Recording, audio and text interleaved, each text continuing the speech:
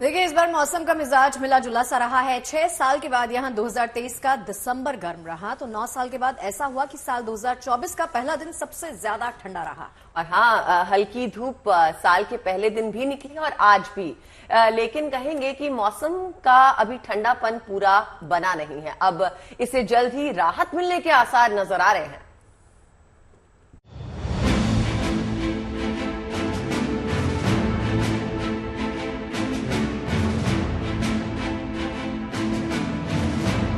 ठंड के साथ नए साल का आगाज। 9 साल बाद आया ऐसा मौका जब साल का पहला दिन रहा सबसे ठंडा। हालांकि दिन में धूप निकली और तापमान ने लोगों को राहत दी। इससे पहले 2014 में ऐसा मौका आया था जब साल की शुरुआत जबरदस्त ठंड से हुई थी और पहला दिन सबसे ठंडा रहा था। अब सवाल ये है कि आखिर ऐसा हुआ क्यों?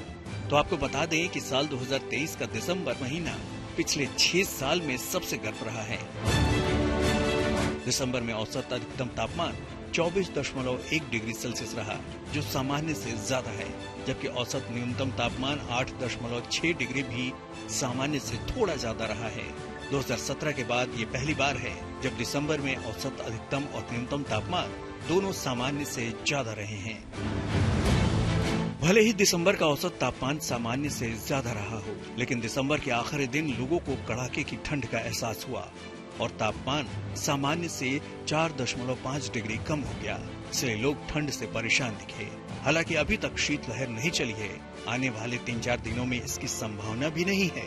मौसम विभाग का कहना है कि दिल्ली एनसीआर में ठंड का सबसे अधिक प्रकोप दिसंबर के अंतिम हफ्ते और जनवरी के पहले हफ्ते में ही रहता है। मौसम विभाग का कहना है कि इस बार पश्चिमी विक्षोभ, जो आमतौर पर पश्चिमी हिमालय क्षेत्र में जरूरी बर्फ लाते हैं, इस बार उतने मजबूत नहीं थे। इसलिए दिसंबर में केवल हल्की बर्फबारी दर्ज की गई, जो जल्दी पिघल गई। जब पर्याप्त बर्फबारी होती है तो उत्तर पश्चिमी हवाएं दिल्ली में ठंडी हवाएं लाती हैं। दिसंबर में मैदानी इलाकों में 2 कमजोर पश्चिमी विक्षोभ आए, लेकिन उतने कारगर साबित नहीं हुए। मैदानी इलाकों को प्रभावित करने वाले मजबूत पश्चिमी विक्षोभ न होने की वजह से दिल्ली में केवल अलग अलग जगहों पर बूंदाबांदी हुई। चूंकि कोई बादल नहीं थे, इसलिए ज्यादातर दिनों में सूरज चमकता रहा, जिससे दिन का तापमान सामान्य से ज्यादा रहा।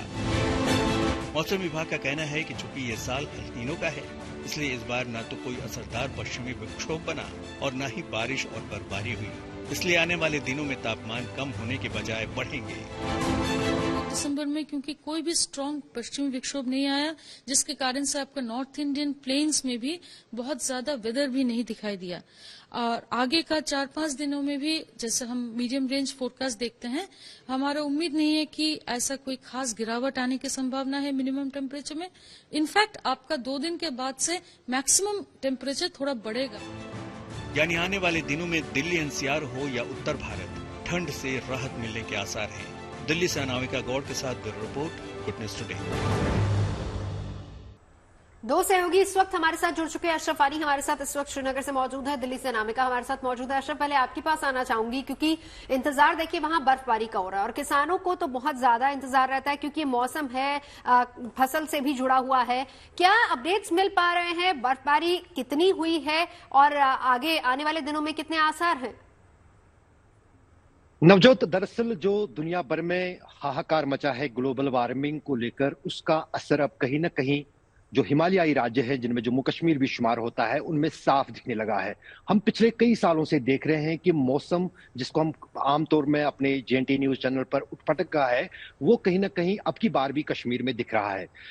साल के सर्द तरीन दिन आजकल चल रहे हैं कश्मीर में, लेकिन वो ठंड का एहसास अभी भी नहीं है जो हुआ करती थी कश्मीर में चिले कलान में, जो 40 दिन का समय होता है 31 दिसंबर से लेकर 30 जनवरी तक। लेकिन अब की बार क्या हुआ है कि पूरा जो ये मौसम, सर्द मौसम चल रहा है, ठंड तो है, सर्दी बहुत ज्यादा है, लेकिन बर्फबारी नहीं हो रही है। मौसम जानकारों का कहना है कि चूंकि वेदर सिपल जो है वो धीरे धीरे ग्लोबल वार्मिंग की वजह से जो है आगे पीछे जा रहे हैं, तो कहीं ना कहीं जनवरी के महीने में बहुत जबरदस्त बर्फबारी कश्मीर में होगी, लेकिन वो अंत में होगी। पिछले साल भी हमने कुछ इसी तरह देखा, कभी कभी अक्टूबर में ही बर्फबारी होती है, नवंबर में भी होती है, जब दिसंबर में होनी थी तब नहीं होती है, फिर लेट में जब जनवरी और फरवरी में ये भीषण बर्फबारी जो कश्मीर में होती है। कहीं ना कहीं मायूसी की बात उन लाखों हजारों पर्यटकों के लिए जो सिर्फ कश्मीर बर्फबारी देखने के लिए आए थे। जैसे आपने कुछ पर्यटकों को सुना जो गुलमर्ग इस आशा से गए थे कि उन्हें स्नोफॉल मिलेगा, क्योंकि हर रोज इन सर्दियों में वहां पर स्नोफॉल होता था, लेकिन पिछले 15 दिन से वहां कोई बर्फबारी नहीं हुई और दिन में धूप निकलती। जो थोड़ी बर्फबारी थी वो भी धीरे धीरे इस ठंड के मौसम में दिन में पिघल रही है। तो जाहिर है कि कहीं ना कहीं जो ये मौसम में बदलाव है, इसका अब आकलन करना भी वैज्ञानिकों के लिए भी और विशेषज्ञों के लिए भी मुश्किल हो रहा है। यहाँ पर जो है मौसम विभाग की जानकारी, एक तो 2-3 पॉइंट्स आपने उठाए ग्लोबल वार्मिंग की वजह से हमें जो बदलाव दिखाई दे रहा है, और दूसरी बात यह कि पर्यटकों की आने की आमद जो है वो भी कम हो गई है। ये भी एक कंसर्न है, क्योंकि 1 जनवरी को मैक्सिमम हमने देखा है कि टूरिस्ट सिर्फ बर्फबारी देखने के लिए, एंजॉय करने के लिए जाते हैं। अनामिका हमारे साथ बनी हुई है दिल्ली से। अनामिका, आप बताइए कि कैसे हालात है अभी, आप कहां पर मौजूद हैं, वो भी दिखाइए पीछे की तस्वीर।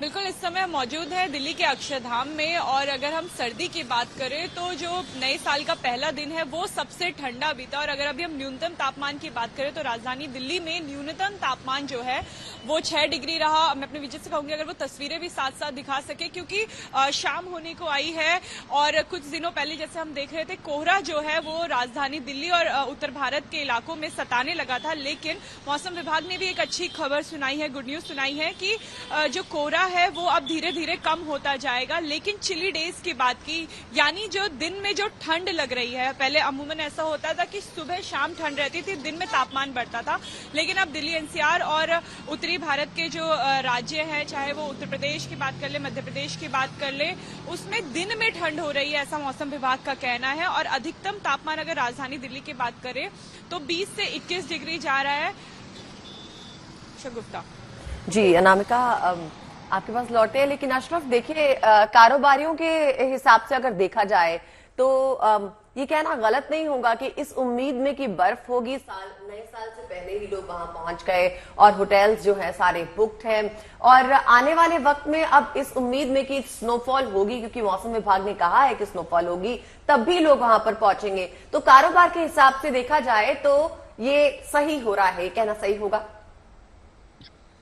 नहीं, दरअसल जिन लोगों को जिन्होंने प्लान किया होता है छुट्टियां मनाने का, खासतौर से प्रथम जो हम कहें कि सबसे जो खास दिलकश जगह है देश में वो कश्मीर में ही है, तो जाहिर है कि लोगों ने पहले एडवांस में बुकिंगें कर रखी है, खासतौर से वेयर एंड पे जिस तरह से हमने फ्लो ऑफ टूरिस्ट देखा और आने वाले महीनों में भी रहेगा। लेकिन सबसे जो असर पड़ा है वो खेल जो जुड़े हुए हैं, सर्दियों के खेल जिनको हम कहते हैं विंटर गेम्स, उन पर फर्क पड़ा है, क्योंकि हजारों की तादाद में देश भर में ऐसे खिलाड़ी हैं, क्योंकि गुलमर्ग दुनिया की मात्र एक ऐसी सस्ती जगह है जहां पर न सिर्फ देश के खिलाड़ी बल्कि विदेशों से भी आइस स्कीइंग करने वाले, स्नो स्कीइंग करने वाले, स्नो साइकिलिंग करने वाले पहुंचते हैं। यूरोप से आते हैं लोग, वो दरअसल इंतजार कर रहे हैं कि जब गुलमर्ग, क्योंकि एक खास लेवल होनी चाहिए स्नो की, स्नो स्कीइंग के लिए कम से कम 5 से 6 फुट स्नो होनी चाहिए, तभी उस पर जो है स्नो स्कीइंग की जा सकती है।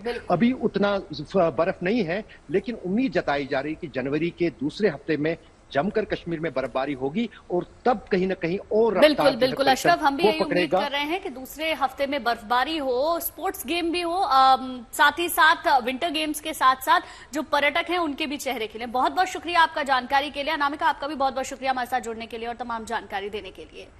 दिल्ली समेत उत्तर भारत में भी मौसम ठंडा बना हुआ है। ज्यादातर इलाकों की अगर बात करें तो सुबह शाम को ठंड महसूस की जा रही है, लेकिन मौसम विभाग के अनुमान के मुताबिक अब इससे राहत मिलने वाली है।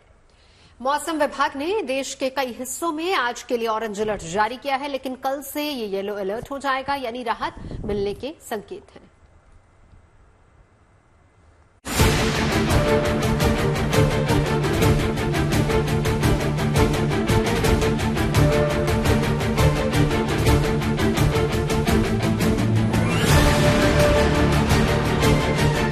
दिल्ली से लेकर देश के दूसरे हिस्सों में भी ठंड और कोहरा अभी कायम है,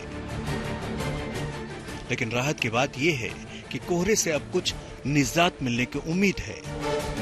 विजिबिलिटी बहुत से इलाकों में कम हो चुकी है, वो धीरे धीरे ऊपर आ रही है। घने कोहरे की स्थिति खाली मैदानी इलाकों या फिर खेती वाले इलाकों में ही होगी। कोहरे से ज्यादा परेशानी अब दिन के समय पड़ रही ठंड से हो सकती है, यानी दिन के समय भी तापमान कम ही रहेगा। फॉग से ज्यादा इम्पोर्टेंट अभी हो गया है कोल्ड डे कंडीशंस, मतलब दिन का टेम्परेचर तापमान बढ़ नहीं रहा है।